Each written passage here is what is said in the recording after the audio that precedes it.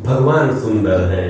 भगवान की सुंदरता से वह कंगन सोना सुंदर लगता है। भगवान को कुछ भी पहना दो, उससे वस्तु सुंदर लगती है। भगवान जो है लावण्य सार है।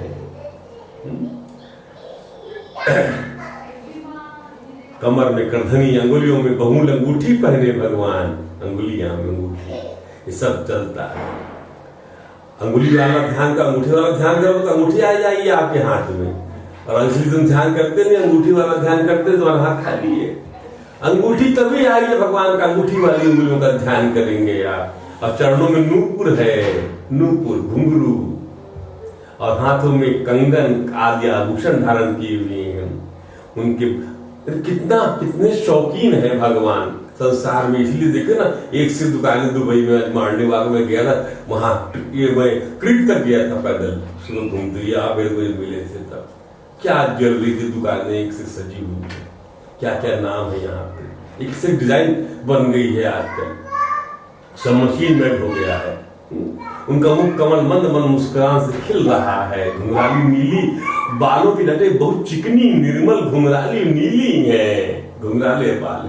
ऐसा चिंतन करने से संतति भी वैसी होती है।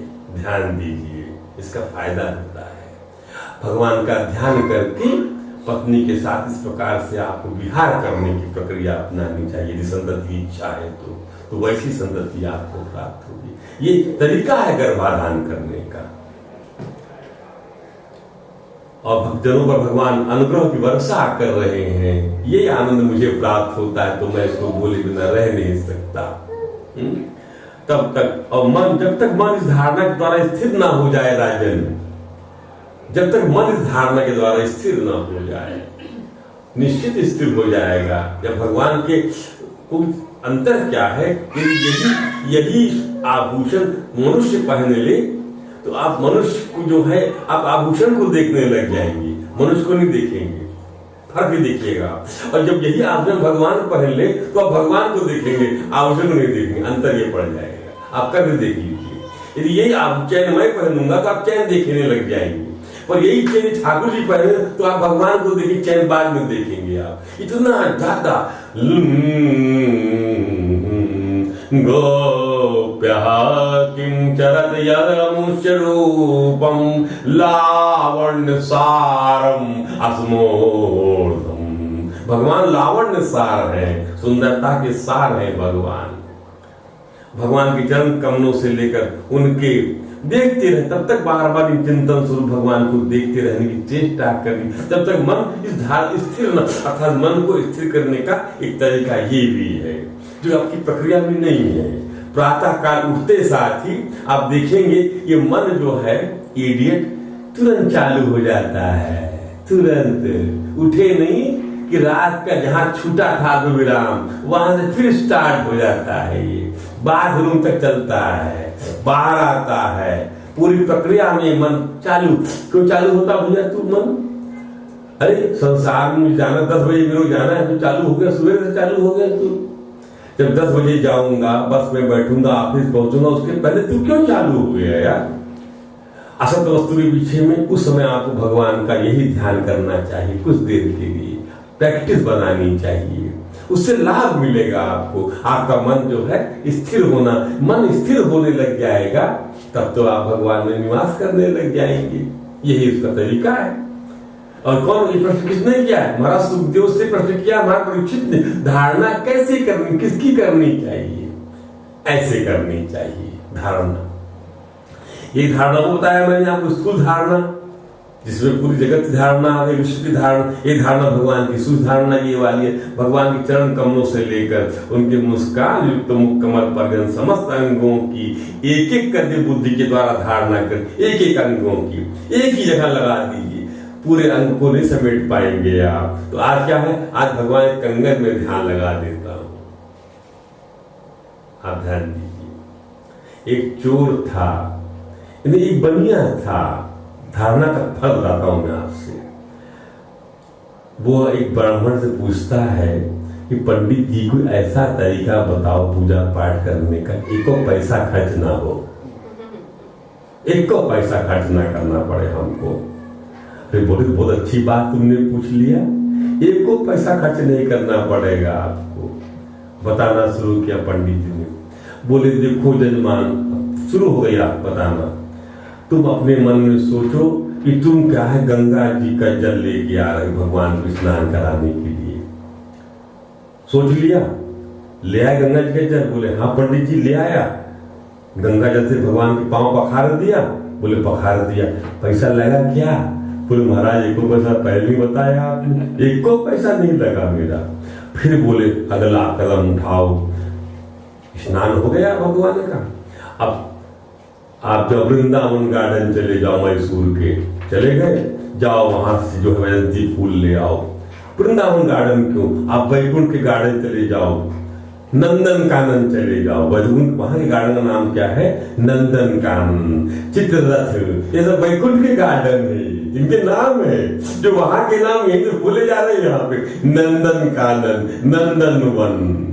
बोले वहां चले गए? बोले हाँ ले आए फूल, ले आए। अब भगवान चढ़ा दो, पहना दिया हाथ, चढ़ा दिया फूल। बोले पैसा खर्चा हुआ?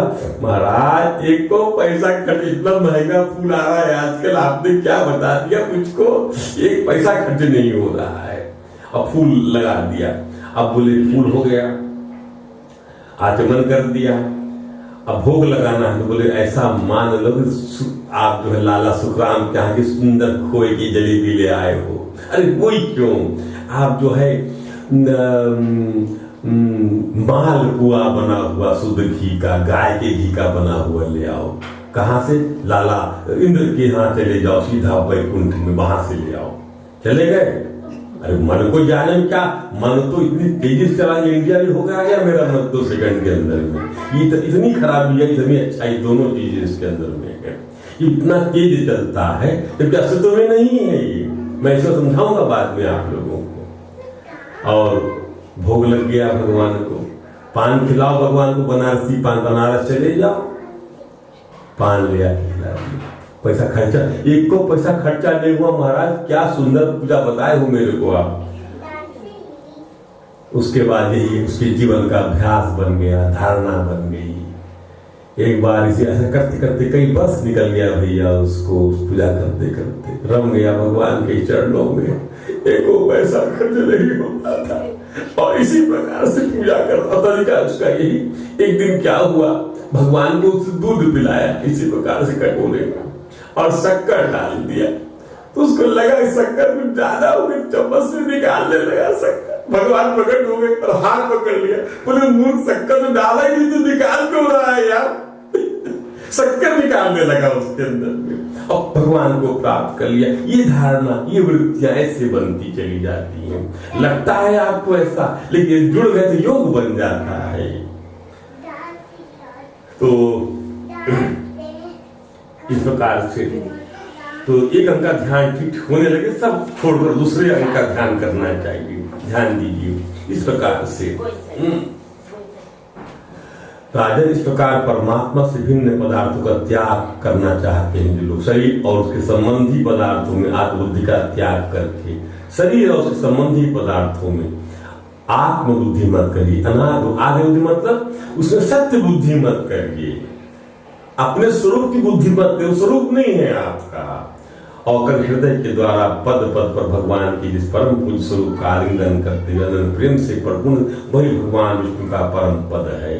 इस विषय में समस्त शास्त्रों की सम्मति है। इस प्रकार से समझाया।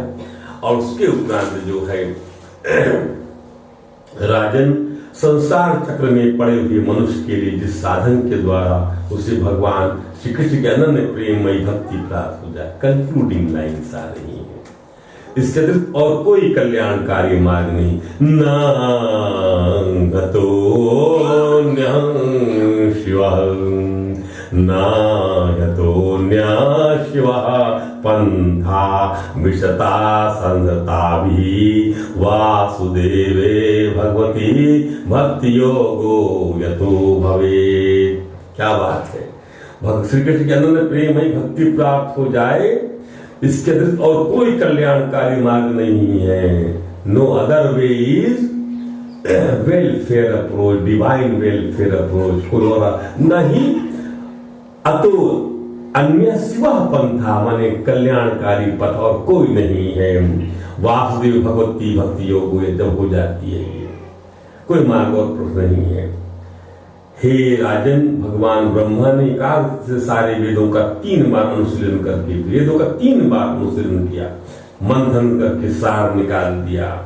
क्या निकाला कि अपनी बुद्धि से यही निश्चय किया ब्रह्मा ने कि जिस सर्वात्मा भगवान श्री कृष्ण के प्रति अनन्य प्रेम प्राप्त हो, जिससे सर्वात्मा भगवान श्री कृष्ण के प्रति अनन्य प्रेम प्राप्त हो, वही सर्वश्रेष्ठ धर्म है। अर्थात सबसे कल्याणकारी मार्ग कौन सा? कृष्ण की अनन्य प्रेममयी भक्ति वाला मार्ग। नंबर 2, सबसे श्रेष्ठ धर्म क्या है कि जिससे भगवान का प्रति अनन्य प्रेम हो जाए, वह सर्वश्रेष्ठ धर्म, अर्थात वह धारणा धर्म से धारणा बन जाएगी, सर्वश्रेष्ठ प्रेम प्राप्त हो जाए और उनकी प्रेम में भक्ति प्राप्त हो जाए। भगवान सर्वभूतेषु लक्षिता स्वात्मना हरि, दृश्यै बुद्धयादि दृष्टा लक्षणैनुपामकैः।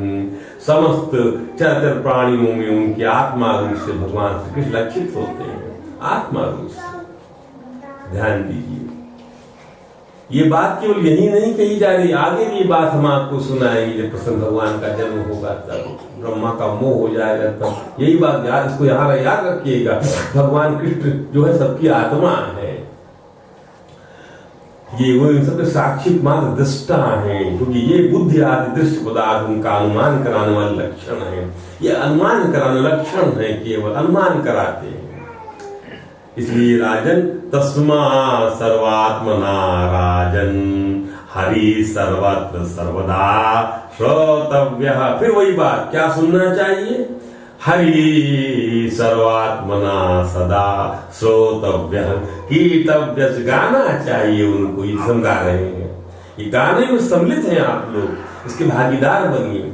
कल आप लोग आ रहे हैं ना 8 बजे कल, हाँ ध्यान दीजिए, क्योंकि क्या है, बहुत विस्तार है इसके अंदर में, और बिना ये अनंत है सागर, इसमें से पता नहीं कितनी बातें आप लोगों को बताने का मन करता है। समय, इसलिए हमने आपसे मांगा कि हमको भगवान के वास्ते समय दे दीजिए, ताकि हम कुछ बातें बता सकें आपको, आपका कल्याण जिसमें हो जाए।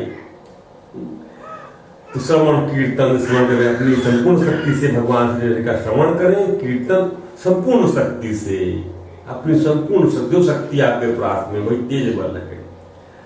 और इस प्रकार से राजन संत पुरुष स्वरूप भगवान कथा का मधुर अमृत बांटते रहते हैं। संत पुरुष आत्म स्वरूप भगवान कथा का ये मधुर अमृत बट रहा है। पिबन्ति ये भगवत आत्मनः सताम, सताम माने संत पुरुष। कथामृतम श्रवणपुटे संभृतम, कर्ण के द्वारा बांटा जा रहा, कान के दोनों में भर भर कर उनका पान करते हैं सब लोग। और कान के दोने हैं, ये दोना से बनाया कान को, तब आपके हृदय से विषैलों का विषैला प्रभाव जाता है। विषैलों का विषैला प्रभाव तभी तो जाएगा जब कर्ण से अमृत उतर के यहाँ आएगा, वो विषैला प्रभाव चला जाएगा। How to eradicate that one? This is the only way. वह शुद्ध हो जाता है और भगवान श्री कृष्ण की चरण कमलों की सन्निधि प्राप्त कर लेता है। इस प्रकार से बताया गया। और राजा महाराज परीक्षित का अगला प्रश्न जो होगा इसके उपरांत में, क्या 12 स्कंद है? नियम यह है कि 12 स्कंदों का स्पर्श करते हुए कथा चलनी चाहिए, 12 स्कंदों का स्पर्श करते हुए। अब उसके बाद राजा परीक्षित ने और विविध प्रश्न किया। ध्यान दीजिए, उनके विविध प्रश्न पर आप गौर करिए। क्या क्या कहा उन्होंने? कहा, हे महाराज, मुझे ये बताइए, मैं आपसे ये जानना चाहता हूं कि जब ब्रह्मा जी ने निर्गुण भगवान के गुणों का वर्णन करने के नारद जी को आदेश दिया, निर्गुण भगवान का वर्णन करना, निर्गुण है, आकाश निर्गुण है, कोई गुण नहीं है उसके अंदर में, तब उन्होंने किन किन को किस रूप में उपदेश किया? जब ब्रह्मा जी ने निर्गुण भगवान गुणों का वर्णन करने के नारद जी को आदेश दिया कि नारद निर्गुण भगवान के गुणों का वर्णन करो, तो उन्होंने किन किन को किस रूप में उपदेश किया नारद जी ने? एक तो अचिंत्य शक्तियों के आश्रय भगवान की कथाएं लोगों का परम मंगल करने वाली हैं। ये कथाएं मंगल करती हैं भगवान की। क्यों मंगल करती है? विचार करिए। इतनी देर में हमारा मन निर्विषय हो जाता है। मन निर्विषय उस समय मुक्त हो जाता है। मैं बताया आपसे, मैंने कुछ और नहीं सोच पा रहा है मन इस समय, कुछ और सोच ही नहीं सकता वो, उसकी शक्ति नहीं कुछ सोच सके वो। यदि वो सोच रहा होगा तो नहीं सोच पाएगा वो। ये इस कथा का यह जो बल है इसके अंदर में, वो नहीं सोच सकता। दूसरे देवर्षि नाथ का सबको भगवत दर्शन कराने का स्वभाव है। अवश्य ही आप उनकी बातें मुझे सुनाइए, ऐसा ये कहा महाराज परीक्षित ने कि उनकी बातें सुनाई। हे महाभाग्यवान सुखदेव जी, आप मुझे ऐसा उपदेश कीजिए कि मैं अपने आसक्ति रहित मन को, मन की आसक्ति मिटाने की कथा हो रही है। मैं आपको पहले बता दिया हूं, बड़ा बुरा रोग है आसक्ति का, चिपक जाने का, राग का, द्वेष का, बड़ा विचित्र रोग है ये, हटता नहीं है संसार से। इसको लेकर आप संसार में आसक्ति रहित होकर काम करना सीखिए, जीना ऐसे सीखिए। सब संबंधों का निर्वाह करिए आप, पुत्र से, पुत्री से, पत्नी से, पति से, गुरु से, बॉस से, सबसे आसक्ति रहित होकर। ठीक है, मैंने परमात्मा रूपी काम किया, इसलिए वैसा जब भाव रखेंगे आपका अहम जो है संसार वाला गलता चला जाएगा, भगवान वाला मैं बढ़ता जाएगा। भगवान वाले मैं को बढ़ाइए और संसार वाले मैं को खत्म करिए। संसार वाला मैं तो रहने वाला किसी का है ही नहीं, जो संसार ही किसी का नहीं है, शरीर रहने वाला नहीं तो उसका मैं कैसे रहेगा। जो रहने वाला है भगवान और उसका मैं आत्मा और भगवान, ये रहने वाले हैं। ध्यान दीजिए महाराज, जो लोग उनकी लीला कथाओं को श्रद्धा के साथ नित्य श्रवण करते हैं, कथन करते हैं, इसलिए ऐसा उपदेश कीजिए कि मैं श्री कृष्ण में तन्मय करके अपना शरीर छोड़ सकूं। ये उन्होंने उनसे निवेदन किया, वो हमको भी करना चाहिए।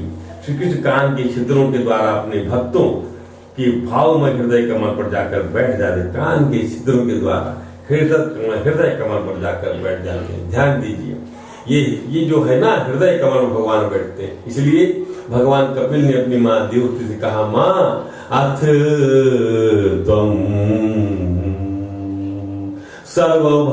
सर्वभावेन हितपद्मेषु कृतालयं सुतान भावेन शरणं व्रज भावेन। हितपद्मेषु कृतालय बना हुआ भगवान का यहाँ पर, जैसे पुस्तकालय, रुग्णालय, वैसे कृतालय बना हुआ। हित पद्मेषु माने हृदय रूपी कमल पर भगवान का निवास है। यही तो उनके पैर हैं जो मैंने बताया आपसे। और एक क्षण भी नहीं छोड़ता उन चरण कमलों को, जैसे मार के समस्त क्लेशों से छूटकर मार के समान घूम घाम के आदमी घर आके ही विश्राम पाता है, घर आके वैसे ही विश्राम मिलता है। हे प्रभु, जीव का पंचभूतों से कोई संबंध नहीं है, फिर भी उसका शरीर पंचभूतों से बनता है। तो क्या स्वभाव से ऐसा होता है अथवा किसी कारणवश आप इस बात का पूर्ण रीति से जानते मुझे बताइए। आपने बताया भगवान के नाभि से कमल प्रकट होता है। प्रश्न चल रहा है, this is a session of satsang at the time of the demise at the end of the 7th day. शादी मत खत्म हो जाना है। इसमें लोगों की रचना हुई है। यह जीव अपने सीमित अवयवों से जैसे परिच्छिन्न है, सीमित अवयवों से जीव, उसके सीमित अवयव है, असीम नहीं है, वो शांत है, अनंत नहीं है। और जिनकी कृपा से अवयवों से परिशंसा वर्णन किया, क्या बात है। जिन कृपा से सर्वभूतमय ब्रह्मा जी प्राणियों की सृष्टि करते हैं, जिनके नाभि कमल से पैदा होने पर भी कृपा से ये अनेक रूप का दर्शन कर सकते हैं। इस संसार की स्थिति उत्पत्ति प्रलय के हेतु सर्वांतर्यामी पाया के स्वामी परम पुरुष परमात्मा अपनी माया का त्याग करके किस रूप से शयन करते हैं, ये बताया, ये प्रश्न किया है। तब और इसी प्रश्न को मैंने आपसे पहले बताया, तत्व की संख्या कितनी है, ब्रह्मांड का परिमाण भीतर बाहर कैसा बताइए, समस्त प्राणी की उत्पत्ति स्थिति प्रलय कैसे होता बताइए, बावली खुदवाना, कुआं खुदवाना,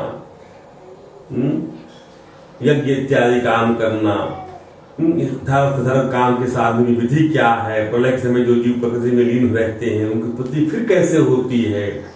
इतने सारे प्रश्न किया है महाराज परीक्षित ने जीव कल्याण के लिए। ये स्वाभाविक रूप से जानने का प्रयत्न करना चाहिए कि कैसे संसार में प्रवृत्त हो गया और कैसे अंत को प्राप्त होने वाला है। एक झलक इसकी भी तो पाओ, यदि ऐसा नहीं पाओगे तो विचार कैसे होगा। क्योंकि तीसरा भक्त भगवान, एक होता अर्थार्थी, एक होता है आर्थ, जो दुखी होता है भगवान को पुकारता है। एक पैसे के लिए बुलाता है भगवान को, मेरा पैसा मिल जाए, धन मिल जाए, लक्ष्मी आ जाए। एक जिज्ञासु होता है, जब सब कुछ प्राप्त हो गया है तो जिज्ञासु नहीं बनना है क्या?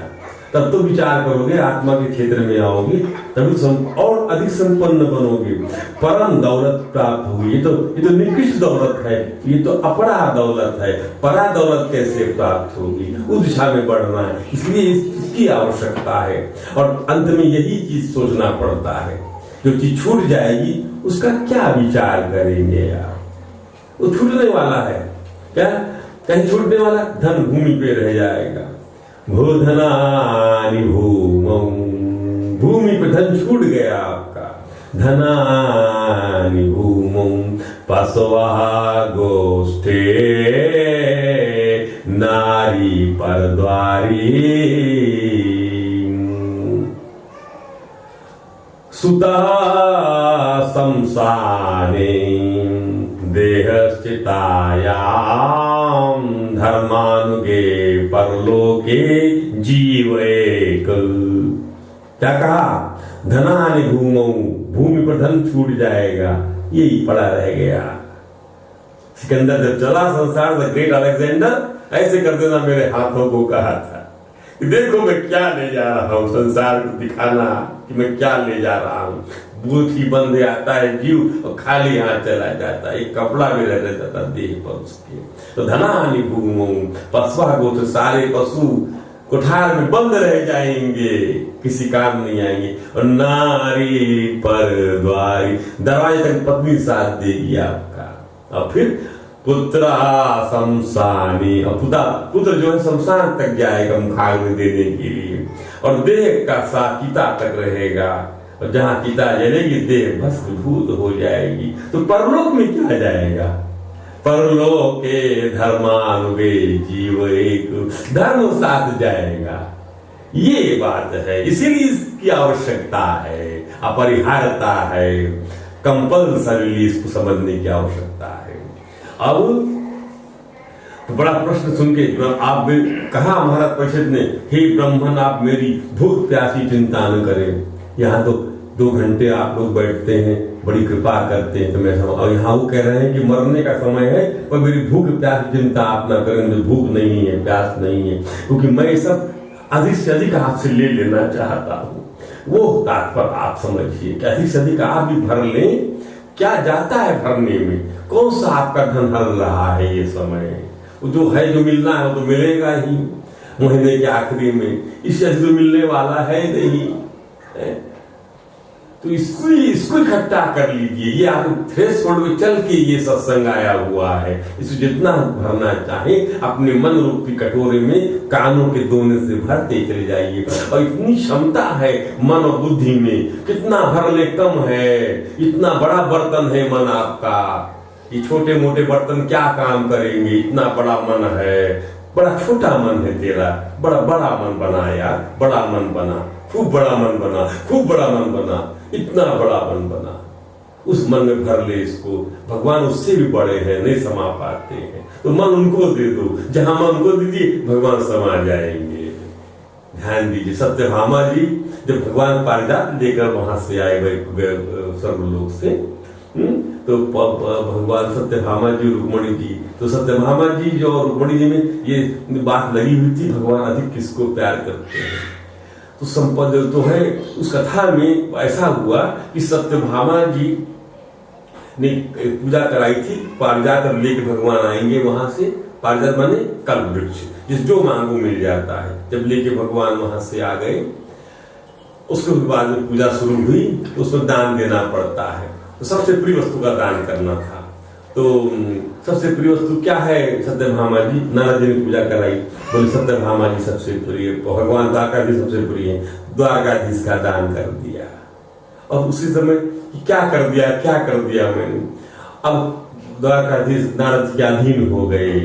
सेवक बन गए। हाँ महाराज क्या आज्ञा बोलो। बड़ा खराब लगने लगा सत्यभामा जी को कि द्वारकाधीश त्रिलोकीनाथ दास बन गए ब्राह्मण के। कैसे मुक्त होंगे, रोने लगी वो, क्या मुझसे हो गया, कैसी पूजा हो रही है ये। तब नारद जी ने कहा देवी यदि इनको मुक्त कराना चाहते हो इनके बराबर का धन तुमको देना पड़ेगा, बराबर संपदा तुमको देनी पड़ेगी। कांटा लगा दिया गया, वेइंग मशीन लगा दी गई, एक और द्वारकाधीश बैठे और दुनिया भर का जेवर लाखों करोड़ों मन सोना रखा जा रहा, पर वो कांटा जो है द्वारकाधीश हमेशा जो है नीचे की नीचे हैं, इतने भारी हैं वो। रोने लगी सत्यभामा जी। सारा संसार की पूरी दौलत रख दी जाए तो द्वारकाधीश से ऊपर तो हो नहीं सकती। तो उसमें रुक्मणी जी चरण में चली गई कि दीदी मुझे मेरी मदद कर दीजिए आप। ये विनम्रता क्षमा समझ गई दोनों की बातों को, भगवान की लीला को कि सत्यभामा के गर्भ को भगवान दूर करना चाहते हैं। एक तुलसी का पत्ता उठाया, भाव का वजन नहीं होता, ध्यान दीजिए। पदार्थ का वजन होता है, भाव का वजन नहीं होता, इसलिए भाव बड़ा होता है, स्थान नहीं घेरता, भाव असीम होता है। पदार्थ सीम होता है, शांत होता है, वो जगह घेरता है, और भाव वो मन का विषय है, सूक्ष्म है, इसलिए वह बड़ा हुआ होता है। भाव रख दिया तुलसी का पत्ता निमित्त बनाकर, वो जैसे ऐसा हो गया कांटा, भगवान ऊपर आ गए, ये भाव है। अब इस प्रश्न हुआ तो कथा प्रार्थना करी तो श्रीमद् भागवत महापुराण सुनाया। जब राजा परीक्षित ने संतों सभा में भगवान की लीला कथा सुनाने के लिए प्रार्थना करी तो सुखदेव जी ने कहा बड़ा आनंद हुआ, अब भागवत कथा सुनाने का समय आया। तो वो ब्रह्म कल्प के आरंभ में स्वयं भगवान ब्रह्मा जी ने वो सुनाया था। उन्होंने वही वेद तुल्य श्रीमद् भागवत महापुराण सुनाया जो ब्रह्म कल्प के आरंभ में स्वयं भगवान ने, यानी भगवान ये जो चीज है, जब ब्रह्मा ने सृष्टि प्रारंभ किया, रामकल्प माने जब ब्रह्मा ने सृष्टि बनाना प्रारंभ किया उस समय, ध्यान दीजिए, ऐसी सृष्टि आप भी बनाते हैं जो अंडे या पिंडे, ये छोटा सा कण कैसा बन जाता है, 1 महीने में इतना, 1 महीने 2 महीने में इतना, 3 महीने बच्चा बन के बाहर आता है। इसको समझने का प्रयास करिए, ऐसा ही सृष्टि का उत्पादन होता है। अब उसके बाद सुखदेव जी ने महाराज ने उसका समाधान करना प्रारंभ किया। कहा राजन, स्वप्न में देखे जाने वाले पदार्थों के साथ देखने वाले का कोई संबंध नहीं है।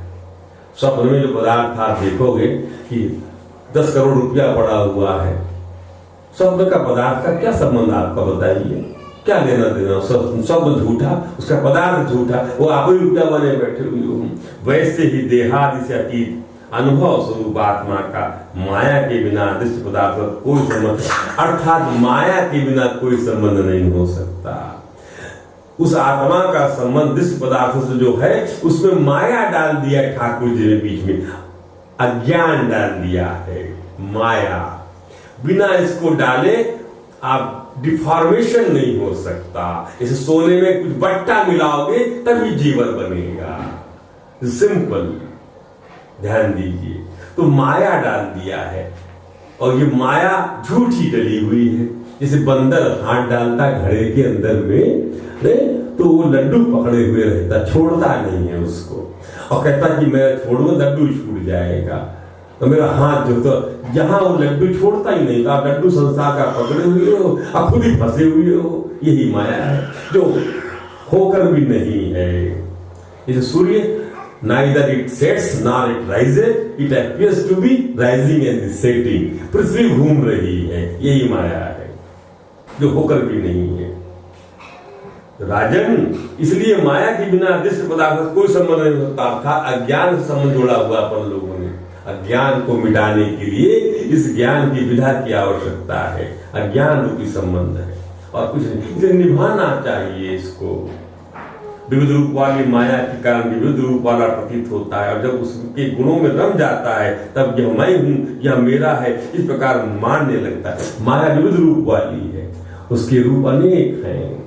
दैवी हेषा गुणमयी ममाया दुरतया मामेव ये प्रपद्यन्ते मायामेतां तरन्ति। गुणमयी है माया, विविध रूप वाली है। ध्यान दीजिए। और जब उसकी गुण में रम, तब यह मैं हूं, यह मेरा इस प्रकार मान लगता है राजन।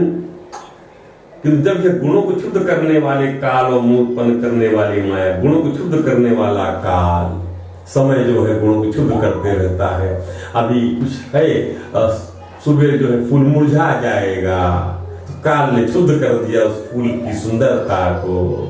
अभी चढ़ाया फूल सुंदर ताजा, अरे ताजा फूल बनो, ताजा फूल, नवीन फूल। बासी फूल जब बूढ़े हो जाओगे तो भगवान के चरणों में वो भी नहीं चढ़ता है। इसलिए बचपन से अभ्यास डालो परमात्मा के चरणों में जाने का। ये क्षोभ पैदा कर दिया काल ने। अभी ऐसा हुआ, ये काल क्षोभ पैदा कर दिया। देखिए संसार में हम जन्म लिए, रहे, बढ़े, परिवर्तित हुए, घटे और नष्ट हो गए। तो ये काल ने ही तो परिवर्तन कर दिया, तो वही क्षोभ करना है। काल क्षोभ करता है, समय से वो चीज आपके शरीर में परिवर्तन आ जाएगा। बाल काले से सफेद हो जाएंगे, शरीर में झुर्री पड़ जाएगी, परिवर्तन हो गया। परिवर्तन हुआ, काल ने क्षोभ पैदा कर दिया। ध्यान, ये चिंतन में लेना चाहिए। ये चिंतन इसलिए कि परमात्मा को अपना समझना है, इसलिए इसकी आवश्यकता है। इसीलिए सत्संग की आवश्यकता की चिंतन करना चाहिए। मैंने कहा आधी घंटा बराबर अपने घर में सत्संग करिए, चर्चा इस प्रकार की भी करिए। और राजन, और मोह उत्पन्न करने वाली माया, माने क्या, जो रहने वाली नहीं है, लगती है कि है पर रहने वाली नहीं है, वो मोह उत्पन्न करती कि मेरी है।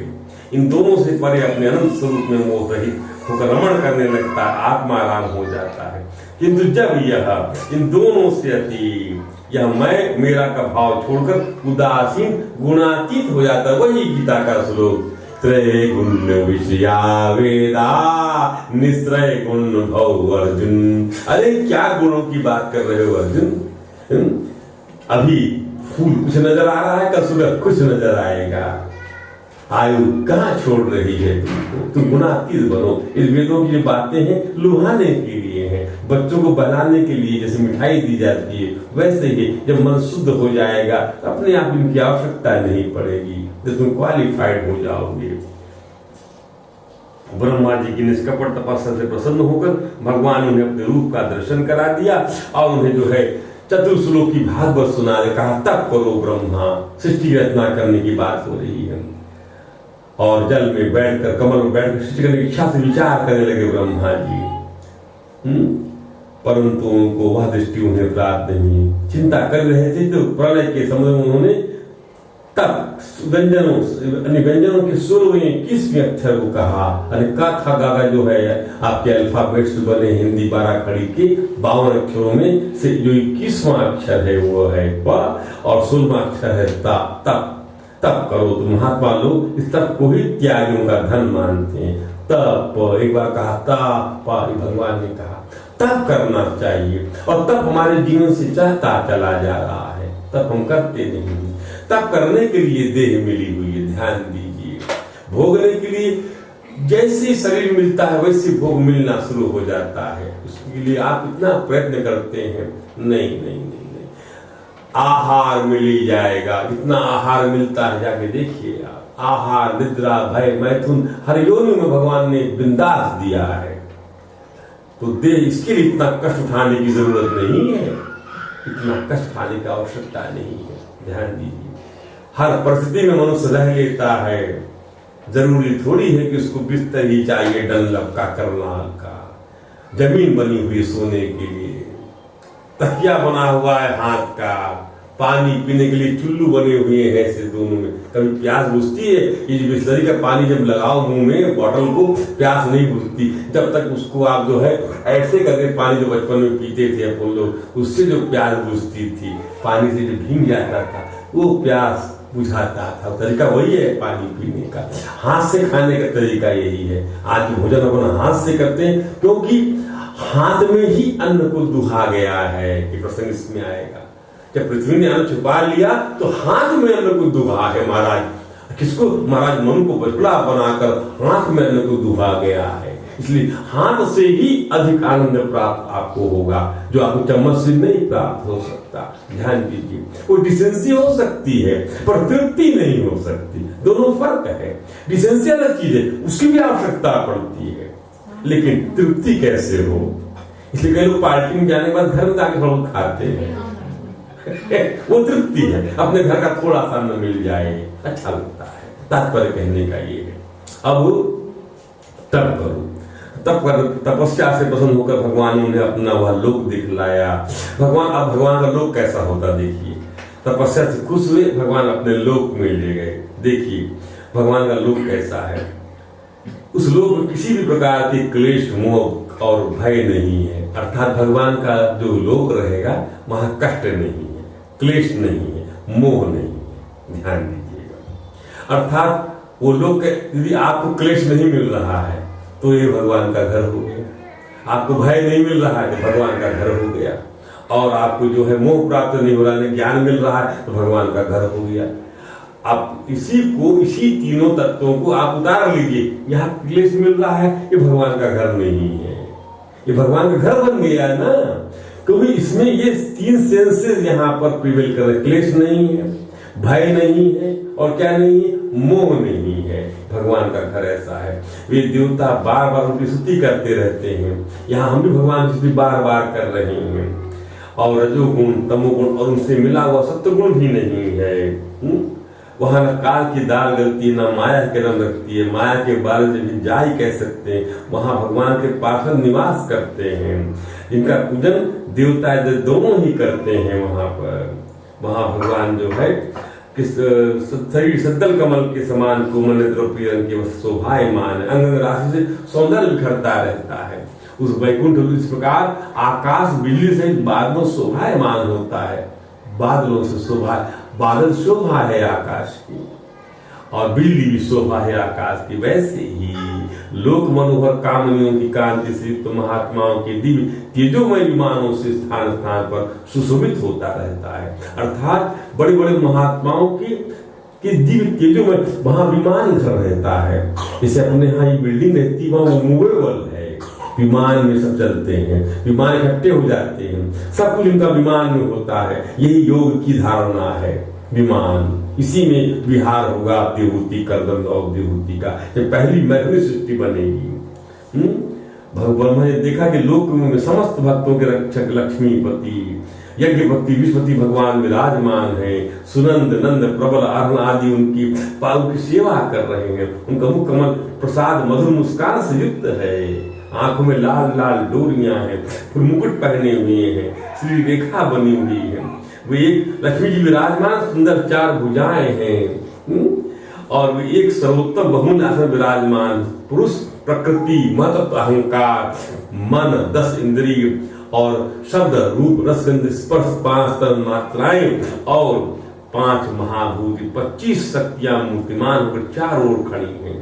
25 शक्तियां, और समग्र ऐश्वर्य, समग्र धर्म, समग्र कीर्ति, समग्र श्री, समग्र ज्ञान और वैराग्य, इच्छाएं नित्य सिद्ध स्वरूप भू शक्तियों से वे सर्वदा युक्त रहते हैं। उनके अतिरिक्त और कहीं भी नित्य रूप से निवास नहीं करती। ये नित्य रूप से निवास नहीं करती ये शक्तियां कहीं भी। अर्थात समग्र ऐश्वर्य कहीं भी नित्य रूप से निवास नहीं करेगा संसार में। कहीं ब्रह्मा के पास भी रहेगा नहीं, भगवान के पास नित्य रहेगा। अर्थात कभी वो बदलता नहीं है, एक रस रहेगा।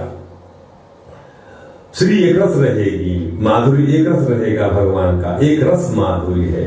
चाहे वनवास में जाए भगवान तो वही माधुरी है, चाहे अयोध्या का राज सिंहासन संभाले तो वही माधुरी है, चाहे द्वारका में रहे तो वही माधुरी है, चाहे वृंदावन में रहे तो वही माधुरी है, चाहे वो लड़ रहे हैं महाभारत तो वही माधुरी है। उसमें जो है अनित्यता नहीं है।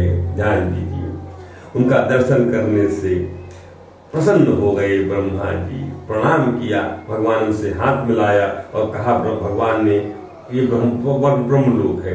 अब मन मुस्कान से वाणी में कहा ब्रह्मा जी को, क्या कि त्वया हम तोषितः सम्यक् वेद गर्भ शिक्षया चिरं भृतेन तपसा दुस्तोषः कूटयोगिनां वरं वरये भद्रं ते वरेशं मां वाजितं ब्रह्मश्रेया परिष्ठाम पुंसो मद्रसनावधीं।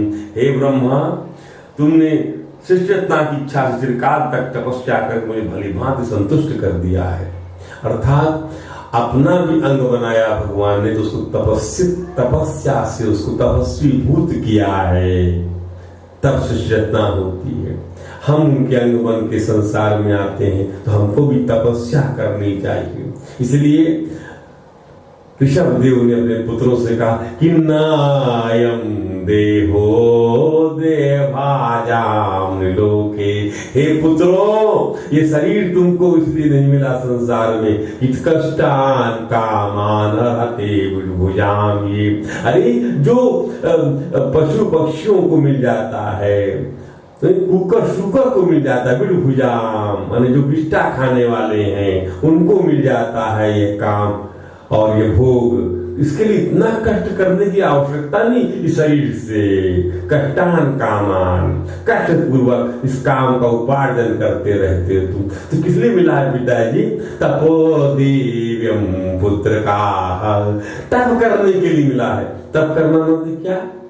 अपनी वृत्तियों को निर्विषय करना, परमात्मा की ओर लगाना, तप तो है। समय नहीं दे पाते ना परमात्मा को, तो उसको देना तप कहलाएगा। समय निकाल के समय देना, ये तप हो गया कि आज मैं कुछ भी हो जाए भगवान का सुनने के लिए मैं पहुंच ही जाऊंगा, सुबह 7 बजे चला जाऊंगा। आज चाहे कुछ भी हो जाए, आधी घंटा अपन जरूर यहाँ बैठेंगे, ये तप हो गया। अर्थात उस इंद्रियों को भोग न देके परमात्मा का भोग देना तप हो गया। आज उपवास कर लेता हूँ, आज राइस नहीं खाऊंगा, तप हो गया। क्या होगा ऐसा करने से? ये न सत्वम सुधेत, इससे हृदय शुद्ध हो जाएगा तप करने से। और फिर क्या होगा? ये तस्मा ब्रह्म सौख्यम तनंतम, परमात्मा का साथ मिल जाएगा। तप करने से ये फायदा होता है। और उसके बाद में तुम प्रसन्न कर लिया, क्योंकि हे ब्रह्मा, तुम्हारी जो अभिलाषा हो वही मुझसे मांग लो, मैं मुंह मांगे उस देने में समर्थ हूं। हे ब्रह्मा जी, जीव के समस्त कल्याणकारी साधनों का विश्राम पर्यवसान मेरे दर्शन में ही है। समस्त कल्याणकारी साधनों का भगवान की दर्शन हो जाए तो फिर और किसी साधन की आवश्यकता नहीं है। बिन देखिए रघुनाथ पद जी की जरूरी न जाए। ब्रह्मा जी ने कहा, प्रभु आप समस्त प्राणी का साक्षी रूप से विराजमान होते हैं, तो आपने अपरित ज्ञान से जानते कि मैं क्या करना चाहता हूँ।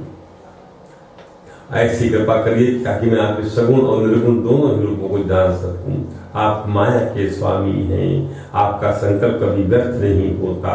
जैसे मकड़ी अपने मुंह से जाला निकाल कर उसमें कीड़ा करती है और उससे अपने में लीन कर लेती, वैसे ही आप अपने माया का आश्रय लेकर इस विविध शक्ति जगत उत्पत्ति पालन संहार करते हैं। किस प्रकार करते हैं, कैसे करते, इस वर्ग में जान सकूं, ऐसा ज्ञान मुझे दीजिए। तब भगवान कृष्ण ने कहा कि देखो, बड़ा गोपनीय है, अपने स्वरूप ज्ञान में तुम्हें कहता हूं, उसे ग्रहण करो। भगवान ने ग्रहण कराया है उसको। नारायण ने पहली भागवत ब्रह्मा जी को सुनाई। ब्रह्मा जी ने ये भागवत जो है सनत कुमारों को सुनाई और सनत कुमारों ने इसी भागवत को नारद जी महाराज सुनाया। नारद जी से व्यास जी को सुनाया, व्यास ने अपने पुत्र सुखदेव जी महाराज सुनाया और सुखदेव जी वही नारायण का ज्ञान परीक्षित को दे रहे हैं। ये चला आ रहा है परंपरा से।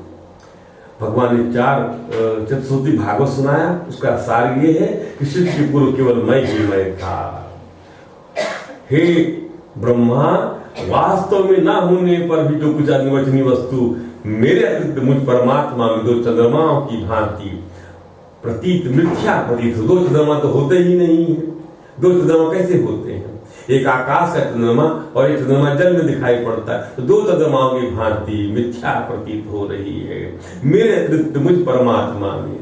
मेरे साथ दूसरा चंद्रमा है, मैंने मैं ही वही चंद्र, केवल मैं ही हूँ, दूसरा चंद्रमा तो है ही नहीं। ये प्रतीत हो रहा है क्योंकि निमित्त बना हुआ है जल, निमित्त बना हुआ है दर्पण, ये सब संसार बना हुआ निमित्त। यही तो माया निमित्त है। दो प्रतीत होने के लिए, ध्यान दीजिए। और यही मेरी माया से, मेरी माया समझ आई, दो प्रतीत हो रही मतलब मेरी माया वैसे हो रहा है।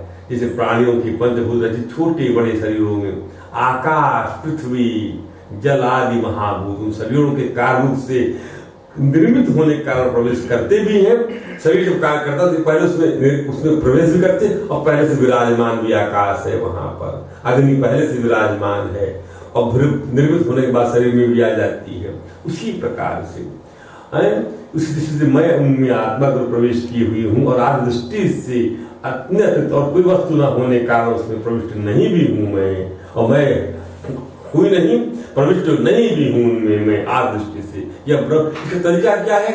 यह ब्रह्म नहीं है, ब्रह्म नहीं है, ब्रह्म ये निश्चय का तरीका है। जैसे क्या है, यह ब्रह्म नहीं, ये जो है ये पृथ्वी नहीं, ये पृथ्वी नहीं है, वास्तव में ये पृथ्वी है, ईंटा पृथ्वी है, लकड़ी पृथ्वी है।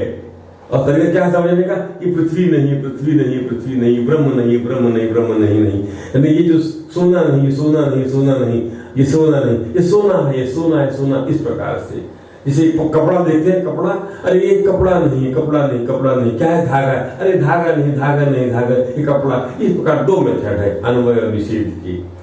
ये ब्रह्म नहीं, ब्रह्म इस प्रकार निषेध की पद्धति से, और ये ब्रह्म है, ये ब्रह्म है, ये अन्वय पद्धति से ये सिद्ध होता है। सर्वातीत सबसे भगवान का सदा सर्वस्थित है, वही वास्तविक तत्व है जो आत्मा था परमात्मा जानना चाहते। उन्हें केवल इतना ही जानने की आवश्यकता है कि भगवान के सिवा कुछ भी नहीं है।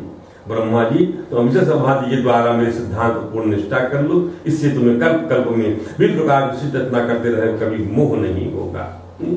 इसके उपरांत जो है भागवत के 10 लक्षण बताए गए हैं।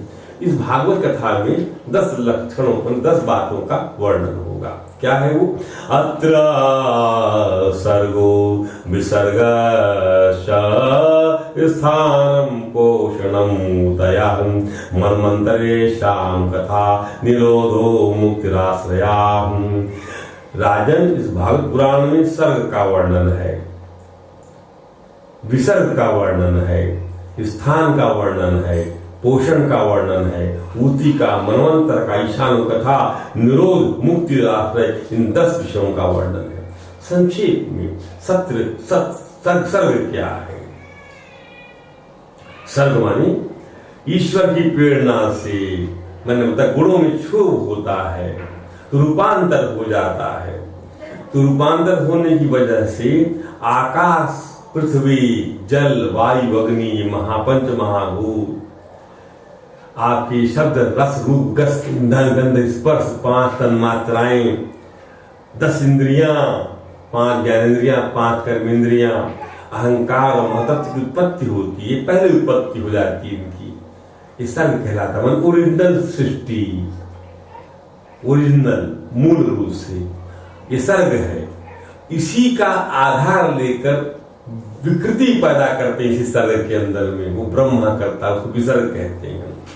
उस विराट पुरुष उत्पन्न ब्रह्मा जी द्वारा जो विभिन्न चराचर सृष्टियों का निर्माण होता है, इस विराट पुरुष का उत्पन्न हुआ 5 भूत, 10 इंद्रियां, ये सब मूर्तिमान रूप से हो रही है। उसमें इंद्रिय है तभी हमारे में इंद्रिय है, ध्यान दीजिए, हम बता चुके हैं आपसे। और 5 शब्द, रस, रूप, स्पर्श, गंध उसी में है, इनमें। और महतत्व और अहंकार उसको सर कहते हैं। उस विराट उत्पन्न ब्रह्म जो विभिन्न चराचर सृष्टियों का निर्माण होता है, इससे जो ब्रह्मा इस सर्ग के माध्यम से जो और सृष्टि बनाता है ब्रह्मा, डिफरेंट टाइप की, वो विसर्ग है। सिंपल, मैं बहुत सिंप्लीफाई कर रहा हूं आपके लिए, समय की ध्यान रखते हुए।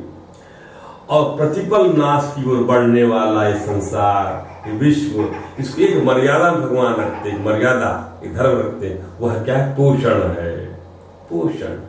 इसी को बल्लभाचार्य संप्रदाय में इसी को लेकर बल्लभाचार्य ने मत स्थापित किया पोषण का। और अपने द्वारा सृष्टि में भक्तों के ऊपर उनकी जो कृपा होती है उसका नाम है पोषण।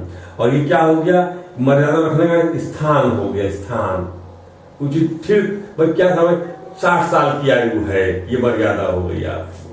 40 साल की आयु है, मर्यादा है, उसको रखना उस हिसाब से वो स्थान।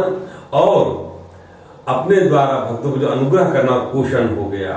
और मनवंतर के अधिपति जो भगवत भक्ति और प्रजा पारण शुद्ध धर्म का अनुष्ठान करते हैं उसे मनवंतर कहते हैं। मनवंतरों के अधिपति अर्थात हर कल्प का एक मनवंतर। मनवंतर माने समझ लीजिए थोड़ी देर के लिए इसको समझिए कि हर ब्रह्मा की नई सृष्टि बनती है, मनवंतर कहलाता है। हर इंद्र बदल जाता है हर मनवंतर के अंदर में, वो मनवंतर कहलाता है। काल की गणना के लिए इसका उपयोग होता है। और जीवों की जो वासनाएं जो कर्म के द्वारा उन्हें बंधन में डाल देते हैं उसको ऊती कहते हैं। कर्म की वासनाएं, वासनाओं से ही तो मन को अलग करना है, ऊती। ये सब चीजें यहाँ पर आई हुई हैं। और भगवान के विभिन्न अवतारों की कथा, विभिन्न आख्यानों से कथा को ईश कथा कहते हैं। तो इसमें आएंगी भगवान के अवतार आएंगे, नरसिंह अवतार आएगा, कपिल अवतार आएगा, वराह अवतार आएगा। और योग निद्रा स्वीकार करके भगवान शयन करते हैं, तब इस जीव का अपनी उपाधियों के साथ, जीव का जितनी उपाधि, ब्रह्मा इंद्र सब उपाधि है, ये सारे जीव हैं ये लोग, ये सब जाके उसमें लीन हो जाते, निरोध हो गया, सबका विश्राम हो गया, निरोध हो गया। सारी उपाधि जब आप सो जाते हैं तो सारी उपाधि भूल जाते हैं कि क्या हो, भूल गया कि आप फलाने मैनेजर हैं या मुख्यमंत्री, यहाँ सो गया। यही है निरोध हो जाना शॉर्ट में। तो भगवान और उसके बाद हे राजन, अज्ञान कल्पित, अज्ञान से कि मैं करता हूं, मैं भोगता हूं, मैं अनाथ भाव का परित्याग करके अपने वास्तविक स्वरूप में स्थित परमात्मा में स्थित हो जाना ही मुक्ति है। अच्छा, मुक्ति में उपाधि नहीं कि मैं करने वाला हूं, मैं भोगने वाला हूं, मैं और अनाथ भाव का, असद भाव का ध्यान दीजिए, वो मुक्ति। परिचित इस प्रकार चराचर जगत की उत्पत्ति पर जिस तत्व से प्रकाशित होते हैं उस परम ब्रह्म को ही आश्रय कहते हैं। शास्त्रों में उसी को परमात्मा का आश्रय लो, उसे परमात्मा कहते हैं, जिसके आश्रय सब कुछ है। जो नेत्र आदि इंद्रियों का अभिमानी दृष्टा जीव है, नेत्र आदियों का अभिमानी दृष्टा कौन है, देखने वाला कौन है, जीव, आत्मा। और वही इंद्रियों के अधिष्ठान सूर्य आदि के रूप में भी है। जो आत्मा यहाँ पर है, जो दृष्टा के रूप में, वही सूर्य के रूप में भी है। और देह उसमें बीच में देह घुसी हुई है, जिससे अलग हो रहा है। ये सूर्य अलग हो रहा है और आत्मा अलग हो रहा है देह के रूप में। इन तीनों में से एक का भी अभाव हो जाए, अर्थात सूर्य ना रहे तो दूसरे दो की उपलब्धि नहीं हो सकती। सूर्य नहीं रहेगा तो आप जो है दृष्टा दृश्य को क्या देखेगा, ध्यान दीजिए समझने के लिए।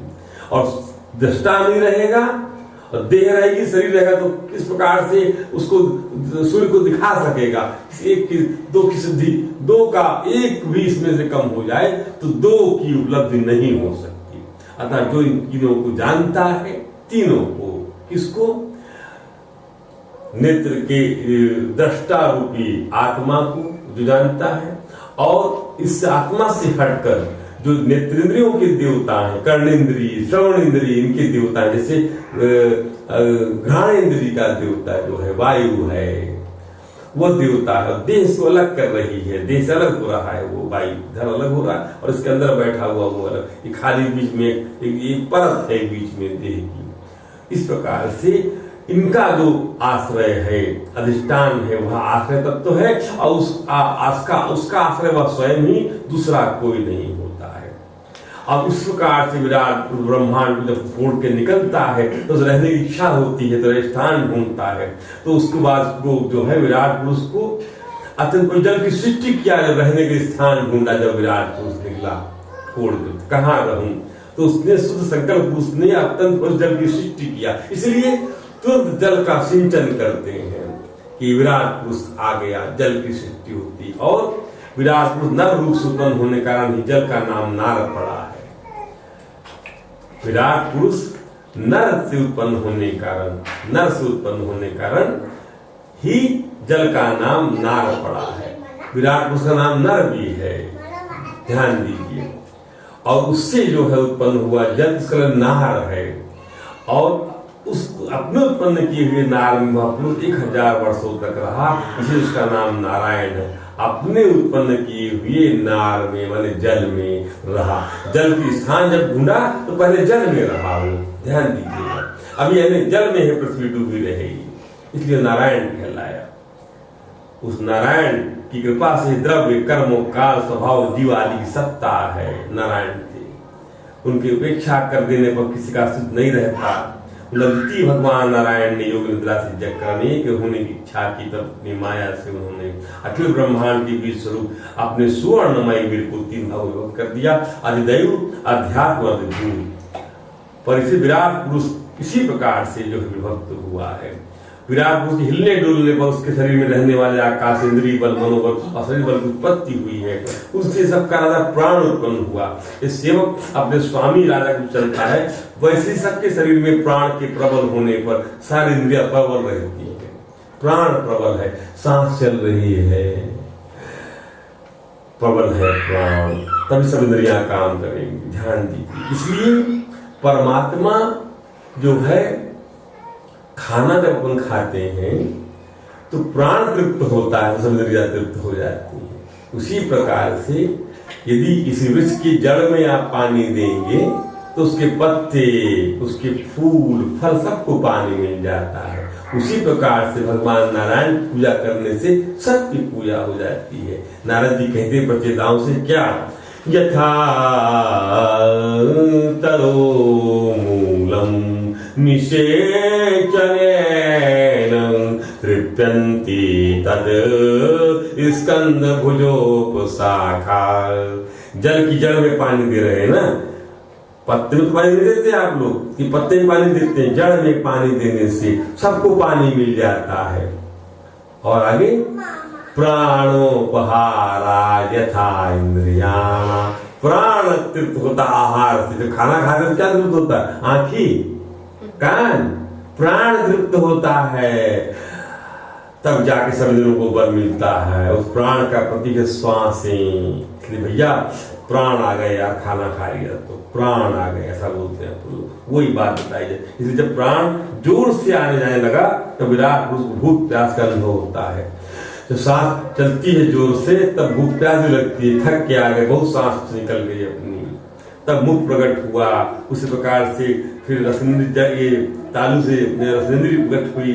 उसके बाद खाने रस उत्पन्न हुई, रसना ग्रहण करती है, बोलने इच्छा हुई तो उसको भी वाणी मिली आदि। इस प्रकार से ये सब चीजें प्रकट होती चली गई। इस प्रकार से ये दोनों रूप बताए गए, भगवान का स्थूल रूप और सूक्ष्म रूप बताया गया है आपको। और इस प्रकार से सृष्टि भी जो है 2 प्रकार से, चर अचर भी 2 प्रकार की है, और जरायु अंडज स्वेदक उद्भिद 4 रूप से 4 प्रकार की और है। नवचर जलचर थलचर। जरायु माने जो जलाशय होते हैं, जरायु। अब इसी रूपक को देखिए आप, ये विराट क्षीर सागर में रहते हैं भगवान नारायण। ध्यान दीजिए, नर को बताया ना मैंने। और क्या काम है उनका, पोषण करना जीव का। तो नारायण क्षीर सागर में है। इसका रूपक देखिए, जब जीव पैदा होता है तो ब्रह्मा भगवान विष्णु की नाभि से निकला हुआ है। तो जब जीव पैदा, तो पहला काम क्या होता है, नाल काट देती है जीव की नाल, अर्थात ब्रह्मा तुम्हारा काम खत्म। अब भगवान नारायण का पालने वाला काम शुरू होता है। माँ के स्तनों में दूध भर जाता है, ये क्षीर सागर का रूपक है। ध्यान दीजिए, उस स्तनों से, उस दूध से बच्चा पलता है। और उसके बाद संहार रूप में आप जानते ही हैं, ये रूपक देखिए मेटाफर को। और हे राजन, ये जितने प्राणी, और अंडज होता है जैसा प्राणी, अंडज अंडे से निकलने वाला, स्वेदज माने खटमल जुआ इत्यादि, उद्भिद वनस्पतियां आदि। सत्य की प्रधानता से देवता, रजोगुण प्रधानता से मनुष्य, तमोगुण प्रधानता से नार की योनियां मिलती हैं। इन गुणों में जब भी एक गुण दूसरे 2 गुणों से विभूत हो जाता है तब प्रत्येक गति 3 और उसकी भेद हो जाते हैं। इस प्रकार से भगवान जगत के धारण पोषण के लिए धर्म विष्णु रूप से उगार करते हैं। देवता, मनुष्य, पशु पक्षी आदि रूप में अवतार लेते हैं, विश्व का पालन पोषण करते हैं। प्रलय का समय आने पर भी भगवान अपने बनाए हुए इस विश्व को कालाग्नि स्वरूप रुद्र का रूप ग्रहण करके अपने वैसे ही लीन कर, वायु मेघमाला को लीन कर लेता है। इसके उपरांत जो है, इसी का ब्रह्मा की सृष्टि का विस्तार बताया गया है इसके अंदर में। 5-7 मिनट और आप कर लेंगे ताकि